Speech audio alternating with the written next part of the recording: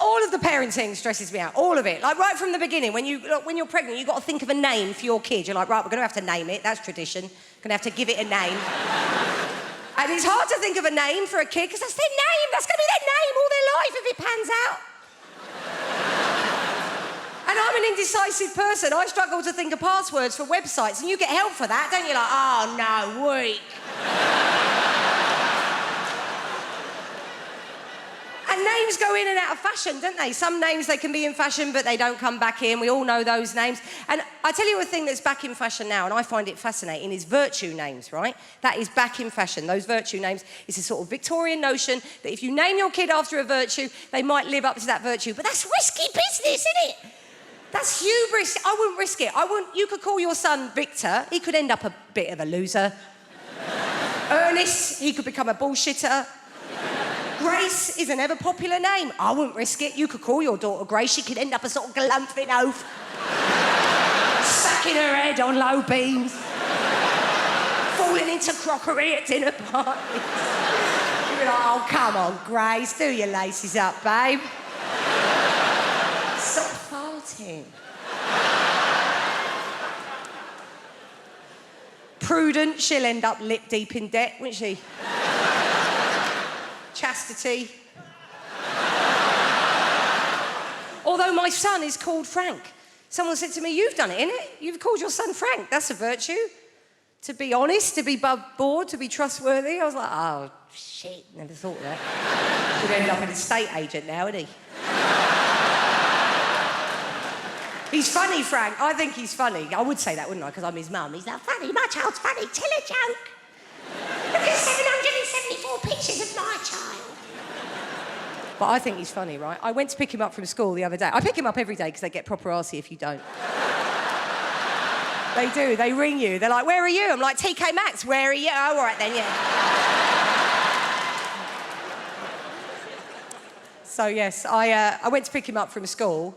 And I was late, and I wasn't being very laid back that day. I was running a bit late, a bit stressed. I had my eldest with me. I had my mate's 2 kids that were coming back for tea. I thought we'd just get him and go. He's in reception. I was like, right, we'll just get off, yeah? But the teacher stopped me. She went, can you wait, actually? Can we have a quick chat? In that, voice. So I had to arrange my face into one of those mum pretending to give a shit faces. I said, go on, what's he done? She said, do you want to tell Mummy what you did today, Frank, or shall I tell Mummy? He's got upset now. He's like, you tell Mummy. I'm like, what's he done? What? She said, look, today, Frank stuck a digit up the teaching assistant's bottom.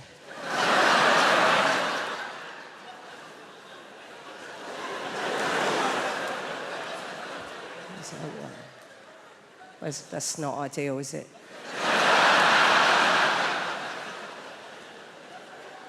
It's very difficult to know what to do with your face. I was going through all the faces in my phone.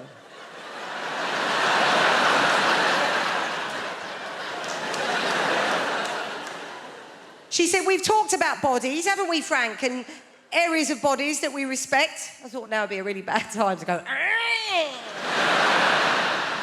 this is awful. I mean, this is a finger up the TA's... I mean, this is now they're teaching numeracy in primary education now. Sort of like, oh, if Frank's got one finger up the TA's arse, how many fingers are still on the outside? I'm going to explain the concept and naked attraction to you, and you're going to think to yourself, Suze, previous to your gig tonight, did you nip outside and smoke some crack? Because that's how mental it is. Right, Emma, a girl walks out on stage. She's like, I'm looking for a boyfriend. And the host goes, brilliant, we've got 6 naked men in tubes behind. Then the host says to the girl, what are you looking for? And the girl will always do the same thing. She'll go, oh my God, you've really put me on the spot. And you think, no, you chose to come on this show, moron. She goes, well, I guess I'm looking for a boyfriend, but also a friend. I really like going to European city breaks, maybe someone that likes travel. And I really like music gigs as well, so maybe someone that likes music. And I guess if I'm being really honest, what I'm looking for is love. And the host goes, brilliant, let's see if you can find love by judging dongs. Okay?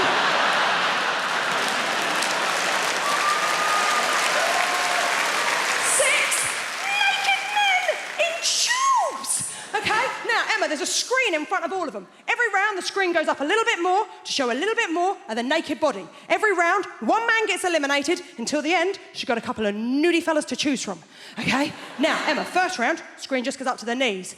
There's always one bloke who's got really rough feet, really rough, like he was an extra in The Hobbit. And he just never took the feet off afterwards, right? Now, she clearly looked at them feet and thought, well, them trotters ain't coming home with me, right? And you think, well, that's the end for him. Not the end. They don't shoot him. You think it's the end of the show for him, but it's not. It's not the end of the show, because he then has the indignity of the screen going the whole way up, so you see his penis and his face. Then he has the most awkward moment in television where he steps out of his tube, walks over to her and gives her the most uncomfortable hug you have ever seen. Well, you can tell all he is thinking is, don't touch the lady with your dick. Whatever you do, don't touch the stranger with your dick. And then his sad little ass walks off stage. Now,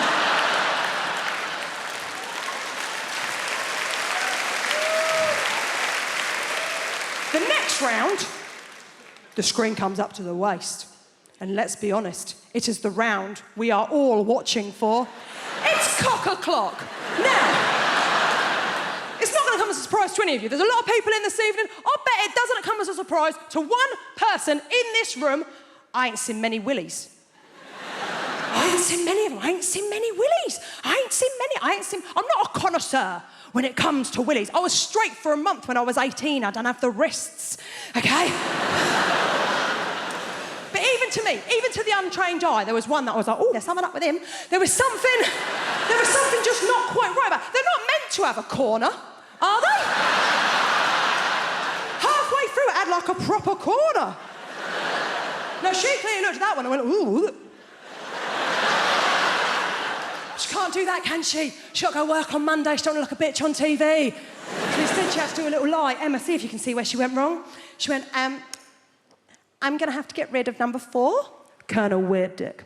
I'm going to have to get rid of number 4 because the way that he's standing, he doesn't really look like a very confident guy. And I'm only really attracted to really confident guys. And I thought, he has his penis out on television. How much more confident would you like this twat to be? I wouldn't go down on a man with a vagina. Or, absolutely not. All on a man. No. Because a man's vagina would be disgusting. Like, I think it's a good thing that most women are born with them because you look after stuff. Like men, no, thank you. No. People get so angry though, man. Like, I always used to say the LGBT community, and then someone threw a bottle at me for not saying LGBTQIA+.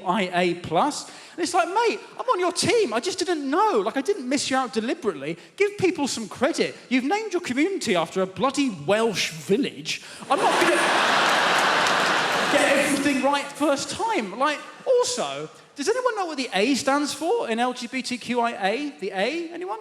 Asexual, yeah. Now that baffles me somewhat. Like, I don't understand why those people would want to be part of the same group, because that means at gay pride, you've got people who are like, I'm not ashamed, I'm proud, I'm a man and I love men, you know. I'm a woman, I have sex with women. And then you've got these people at the back who are like, I want no part of this filth. Like, holding up a blank placard, like, nothing! We want nothing! You're like, over there, that's a different march, isn't it? Surely.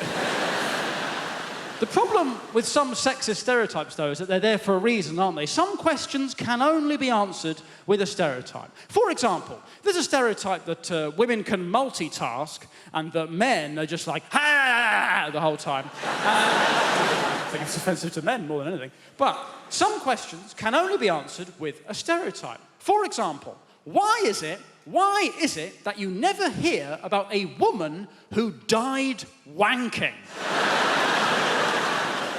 It's exclusively a male method of death, isn't it? The rope around the neck and... only the men. Now, this makes no sense because women masturbate, we know this. Women have masturbated since the 1980s, of course. I believe it was the sinking of the Belgrano that finally got them going. Now, statistically, there must exist women that like to strangle themselves to increase the size of their orgasm, but you never hear about them because they don't die doing it. Women seem to be able to strangle themselves and masturbate at the same time. You know why? Because they can multitask, you see. And men it's like, ha! You're gonna die! Fuck it! Ha! And they die. So, some questions can only be answered with a stereotype. That's my point. But these stereotypes were obviously used in the past to kind of make life harder for women. But now, some people think maybe life is harder for men because of the whole Me Too movement. I don't know about that. But what I do know is that no man could deal with the Me Too hashtag. Like, no, not even the really woke, liberal good guys. Like, I've got a friend who's a real good guy, you know, like one of them. And he, he's always blogging about why we can't eat prawns or some nonsense.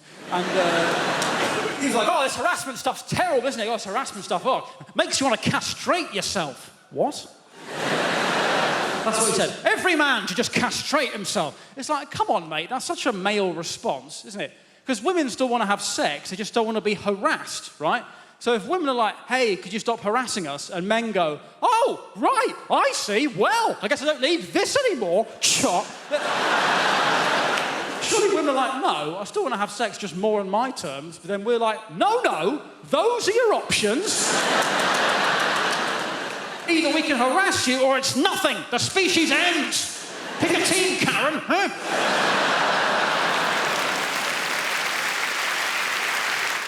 You know, when I found out that I was going to do this gig, I immediately put together a message and I pinged it out on our family WhatsApp group to my husband and my children, because that is the kind of rock and roll comic I am.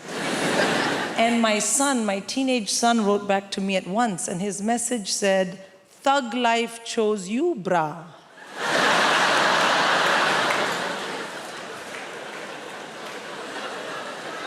And I was like, oh shit, my child has joined a gang. I mean, what kind of language is this? Thug and bra. It had 2 R's, but he's a terrible speller. And I was like, oh no. And the other thing is I thought, this message is not for me. This idiot has sent me a message by mistake, which is for a gang member. What if the next message is something much worse? And that really bothered me because, well, this was my moment. I am going to Apollo. Like, if I'm going to find out you're a criminal, can we do it next month? So I wrote back to him in all caps, because as a good Indian mother, I mainly shout at my children. I wrote back, "This is your mom." And he wrote back, "I know, gigging like a boss." Thank you. A boss. Yeah, B-A-W-S-E, boss. And also, please do remember as you listen to the rest of my set this evening that I didn't choose it, but the thug life chose me. That's right. So I have kids. Of course you love your kids and it's difficult to raise them. Small kids are very easy, I find. The biggest downside of having a very small child is they are very boring. Yeah, they want to show you they love you by talking to you all the time, but everything they know, you already know.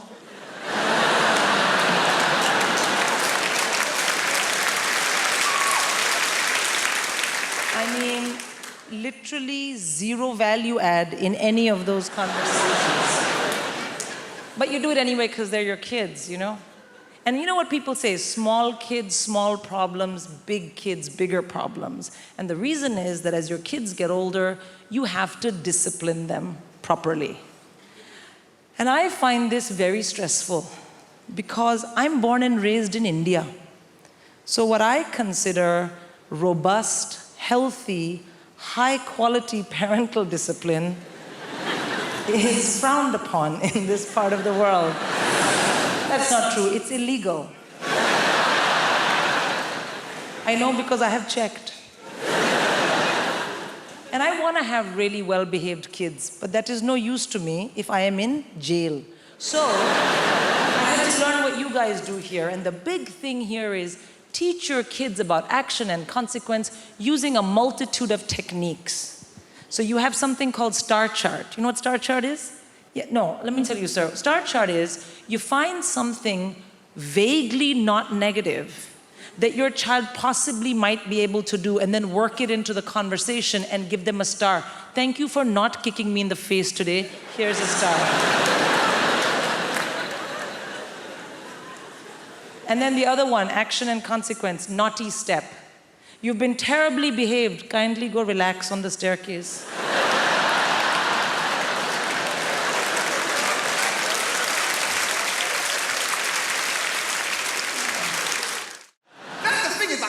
Crazy people and with some crazy ideologies. One of the craziest people I met and the funniest were these guys called the Black Israelites. If you don't know the Black Israelites, right, it's a group of black dudes in New York, right? And they think the black man's the original Jew, right?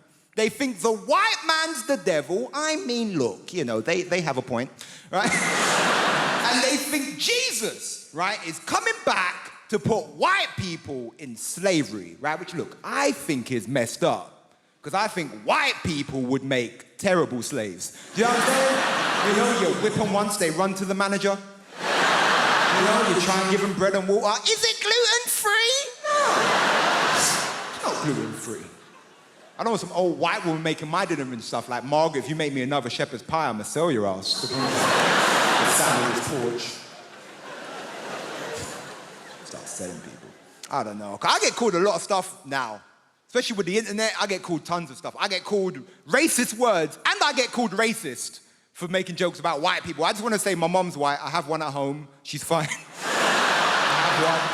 I have no issues with white people. Love white people, right? But everyone calls me mad things. And I'll be honest with you, when you get called a lot of stuff, you have to have like thick skin. You can't let it bother you, because it'll just get you down if you always listen to that stuff. And it's never bothered me, except for one time. Someone said something about me, and it just really annoyed. Basically, someone called me middle class, and it just really... I threw my avocado on the floor. I was perturbed. I was like, Mother, take this away. I can't finish this avocado. Middle class? I ain't middle class. I'm not you. I'm from Ilford, man. If you don't know Ilford, it's in between East London. Don't you cheer Ilford, goddammit. Ilford is horrible. It's in between East London and hell. That's where Ilford is.